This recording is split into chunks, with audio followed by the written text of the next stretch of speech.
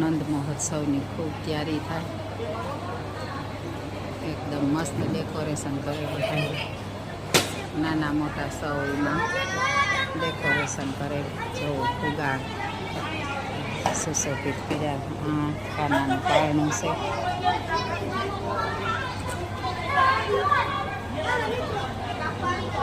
ખાનાનું પારણું છે.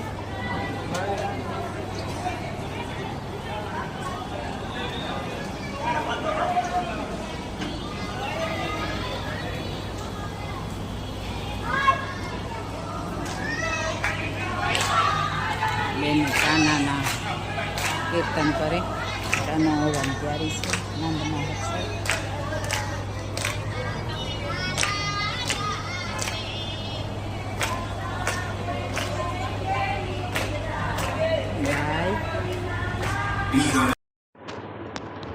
હાલો તો એવા આપણી શાસ્ત્રીજી આવેગા અને કથા આકડી આપણી પ્રારંભ થાય. તો નંદ મહોત્સવનું પણ આજે આયોજન છે. આ સાજિંદા પણ બધા આવેગા. તો જુઓ કેટલું બધું ડેકોરેશન પણ કરેલ છે અને ચારીકોરા આપણી ફુગાવીથી એકદમ સુશોભિત તો આખો મંડપ કર્યો. અને આ બાજુ આપણી બહેનો પણ જુઓ કીર્તન કરે. તો આપણી નંદ મહોત્સવની તકીણી આનંદ ન હોય. બધા અટાણે એ જ પળની વાટ જોવે કે આપણી નંદ મહોત્સવ ઘાર થાય ને ઘાર જોઈએ. આજ ત્યાં પબ્લિક પણ વધારે છે. તો તમે પણ બધા આ વિડિયા દ્વારા લાભ લીજો. આ હવે હેગ્યા હોય તો જોઈજો, પણ નકર બીજા મારા વિડિયા દ્વારા લાભ લીજો. તો જુઓ આ કેટલું બધું સરસ મજાનું ગોઠવું બધું.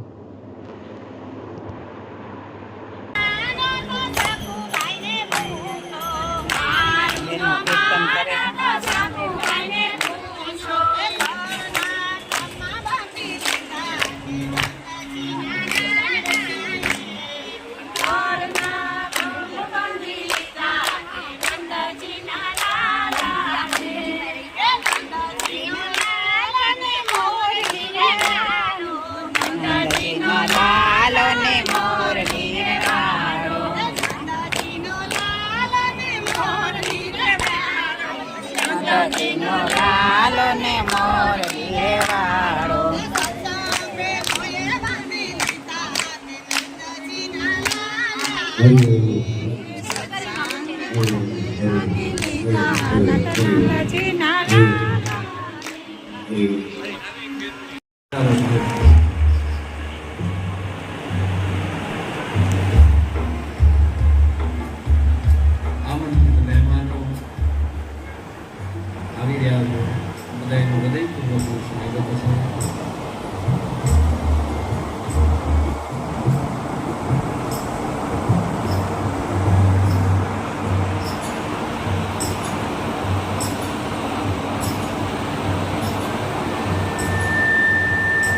દિવ્ય વિવાહ થયા.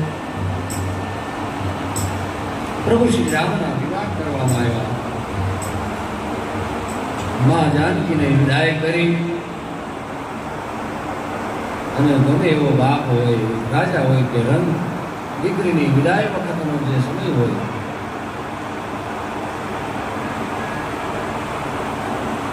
બાપ માટે અસહ્ય વેદનાનો હોય. એવા અવધની ભૂમિની અંદર દિવ્યતા અને ભવ્યતાથી સ્વાગત કરવામાં આવ્યું. મંગલમય કામનાઓ થવા લાગી. ભગવાન શ્રી રામના વિવાહ થયા. સમય થોડો વ્યતીત થતો ગયો.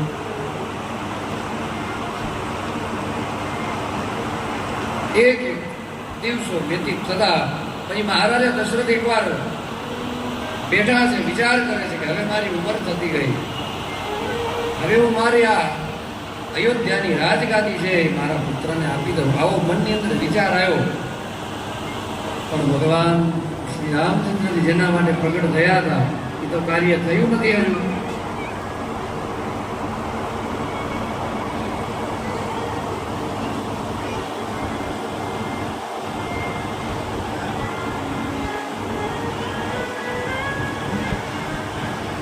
જો વિધિની વિધિનું વિધાન ક્યાં કેવું લખાયું હોય.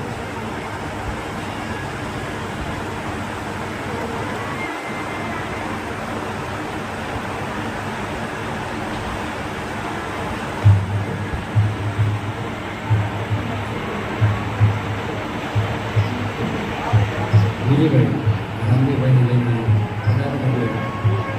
આયોજન દ્વારા આપણે સ્વાગત કરી લઈએ.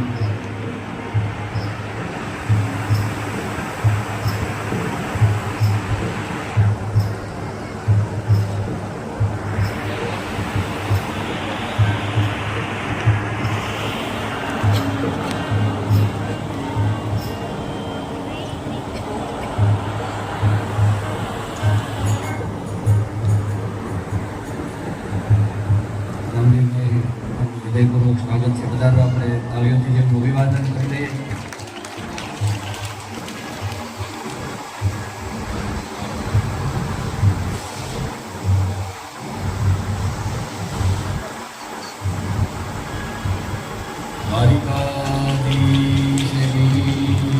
સાથે આપણે વિજયભાઈ બાપોત્રા મહારાજા દશરથ વિચારે હવે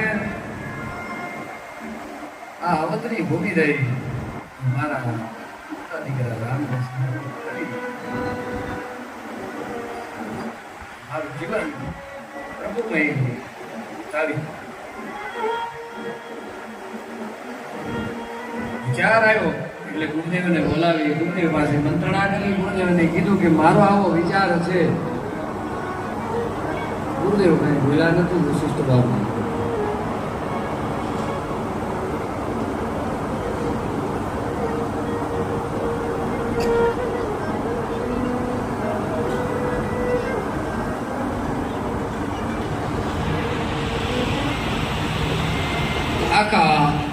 આખી અયોધ્યાને ખબર પડી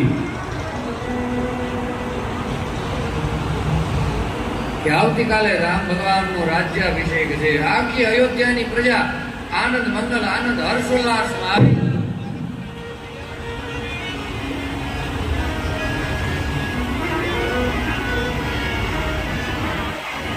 અવધની પ્રજાને આનંદ આવે.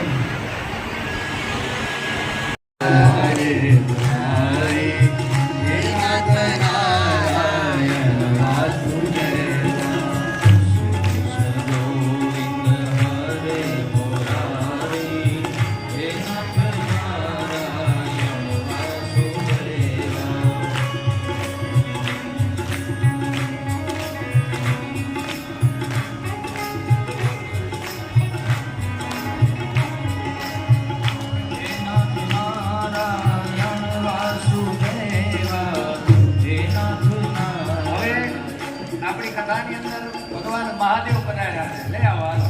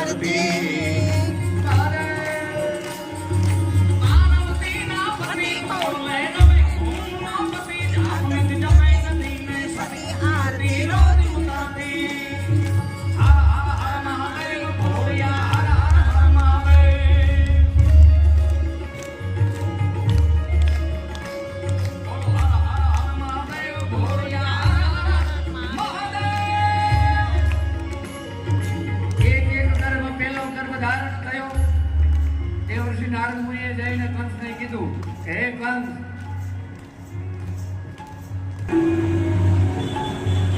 સાતમો ગર્ભ જોગમાં આવ્યા. કરતા હરતા ધ્રિમિ વિકારે કાલે કાપરે અનકો વાણ જોડણ ધારે.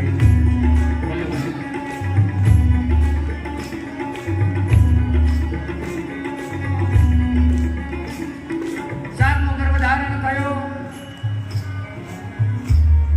અને યોગ માયા પ્રગટ થયા. જે શક્તિનું નામ છે વિંધ્યવાસિની. વિંધ્યવાસિની ભગવતી જગદંબા પ્રગટ થયા. 5 સમય વ્યતીત થતા 8મો ગર્ભ ધારણ થયો. કાર્તક માક્ષર મોદ મહા ફાગણ ચૈત્ર વૈશાખ જેઠ અષાઢ શ્રાવણ. માં દેવકીજી કે ભગવાન આપને બાળક બનો. ભગવાન બાળક બન્યા. વાસુદેવ ટોપલામાં મૂકીને લાવો, ભગવાન કરી નાખે. બોલીએ દ્વારિકાધીશ કી કૃષ્ણ કનૈયા. ક્યારના મને ઉતાવળ કરે, ક્યારના મને ઉતાવળ કરે. બોલો.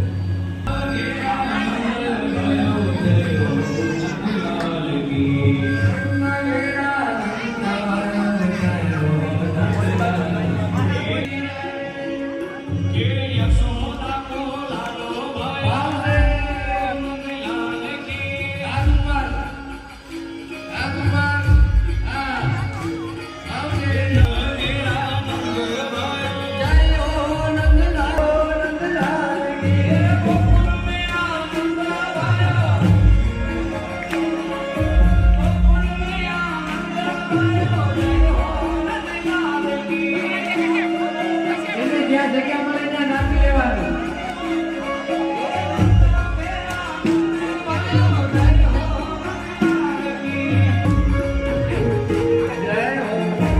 હાલો, જેને જ્યાં આમ જો આજે બધાય નાચી લેવાનું.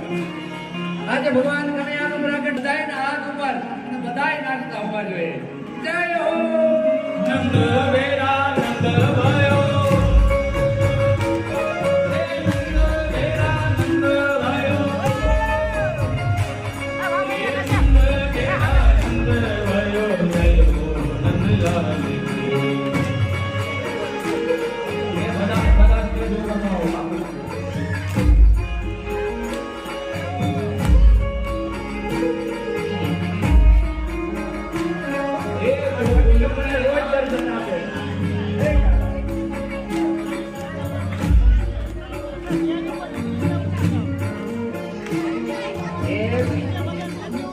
મને હમણાં તો બંધ થઈ ગયું. બધા ઉપર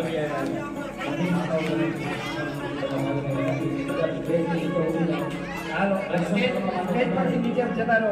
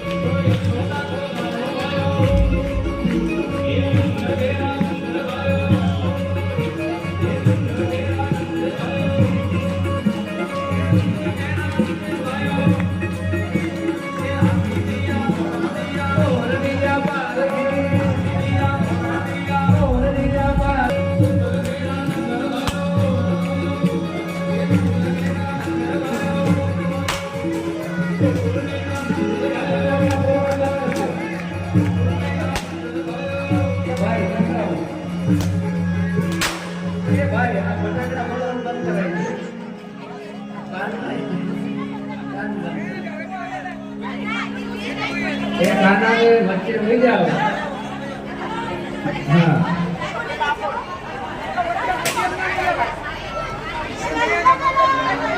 હા નાનું બાળક છે હજુ એના મમ્મીને એમની સાથે રાખજો.